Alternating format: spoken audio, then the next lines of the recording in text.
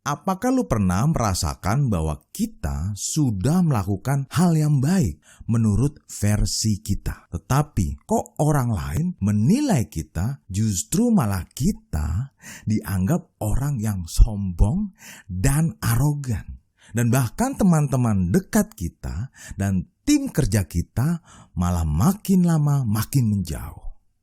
Kira-kira kenapa nih? Salah satu jawabannya adalah pemimpin yang mampu belajar memahami nilai-nilai kebaikan yang lebih mendalam. Di podcast kali ini kita akan membahas bagaimana pemimpin berproses belajar memahami tentang nilai kebaikan dalam kehidupan kita sehari-hari. Simak sampai selesai guys. Leadership is fun. Apakah lu pernah merasakan bahwa kita sudah melakukan hal yang baik menurut versi kita, tetapi kok malah orang lain menilai kita justru malah kita dianggap orang yang sombong dan arogan, dan bahkan tim kita dan teman-teman dekat kita malah makin lama makin menjauh? Kira-kira kenapa nih guys? Gua kasih contoh nih. Kita sudah bekerja keras untuk perusahaan. Bagaimana mengembangkan perusahaan yang baik. Tapi teman-teman kerja kita atau tim kerja kita menilai kita bahwa sikap kita itu sombong dan arogan, atau sikap yang tidak mengenakan bagi mereka. Ini kan kontradiksi ya guys. Kita sudah berbuat baik, tapi kok orang menilai kita sombong? Kenapa bisa begitu? Atau contoh yang lain nih, kita merasa sudah berbagi kebaikan bagi orang lain dengan cara memberi nasi bungkus kepada orang-orang miskin, atau memberikan bantuan uang bagi orang-orang yang membutuhkan.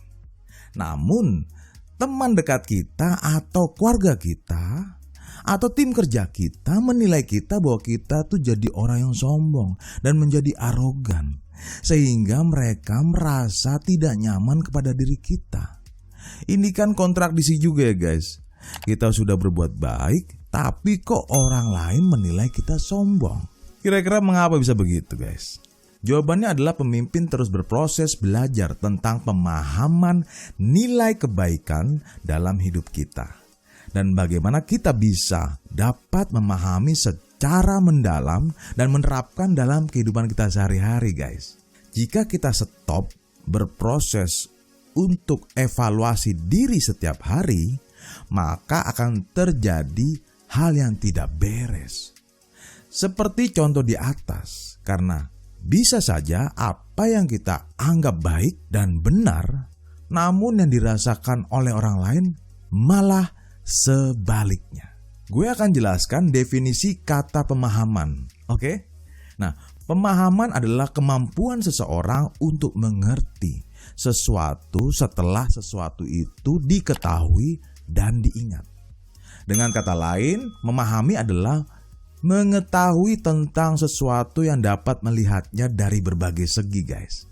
Pemahaman merupakan jenjang kemampuan berpikir yang setingkat lebih tinggi dari ingatan dan hafalan.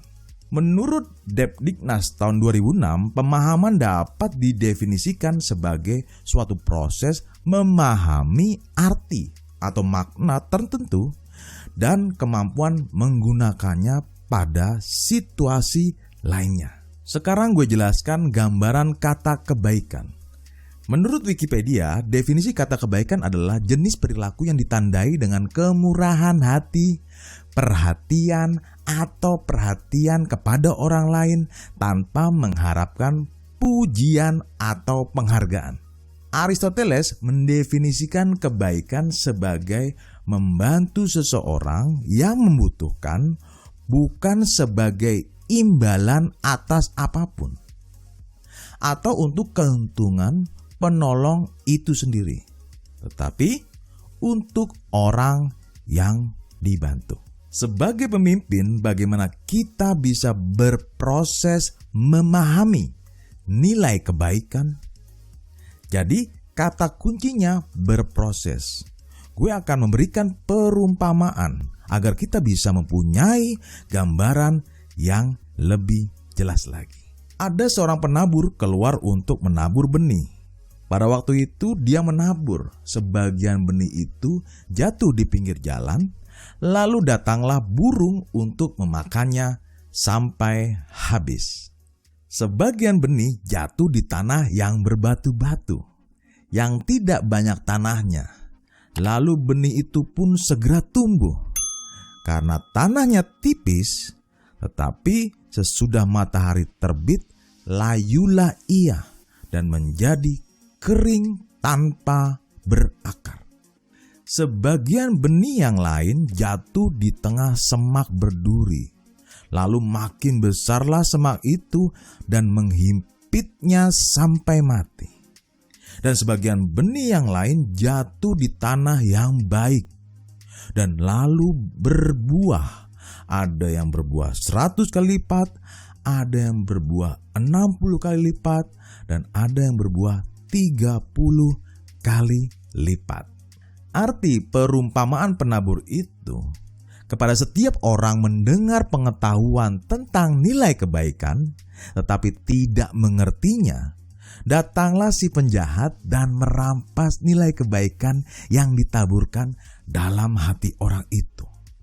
Dan orang itu akan berperilaku menjadi jahat. Itulah benih yang ditaburkan di pinggir jalan. Benih yang ditaburkan di tanah yang berbatu-batu ialah orang yang mendengar pengetahuan nilai kebaikan dan segera menerimanya dengan gembira. Tetapi ia tidak berakar dan tahan sebentar saja, guys.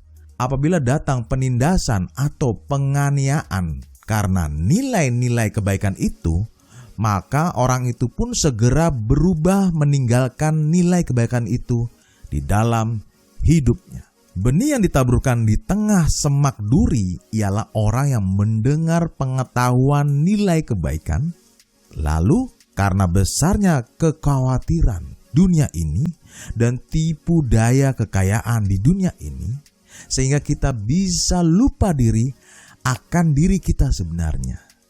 Maka terhimpitlah nilai kebaikan itu dan tidak membuahkan kebaikan selanjutnya, terutama berbuah kebaikan bagi orang lain. Benih yang ditaburkan di tanah yang baik ialah orang yang mendengar pengetahuan nilai-nilai kebaikan dengan baik dan mengerti serta memahami, dan karena itu ia berbuah kebaikan kepada orang lain. Ada yang 100 kali lipat, ada yang 60 kali lipat, ada yang 30 kali lipat. Pembelajaran yang kita dapat dari perumpamaan itu adalah, yang pertama, pemimpin selalu terbuka pikirannya terhadap pengetahuan nilai-nilai kebaikan. Yang kedua, pemimpin selalu membuka hati yang baik agar kita bisa menerima nilai kebaikan dengan baik, guys.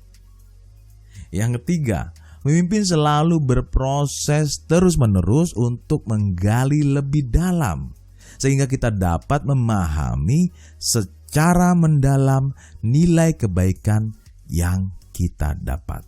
Yang keempat, pemimpin terus komitmen untuk menerapkan nilai kebaikan dalam kehidupan kita sehari-hari. Yang kelima, pemimpin terus berbuah kebaikan dengan hati yang baik. Maka dampaknya kebaikan itu akan dirasakan bagi orang lain.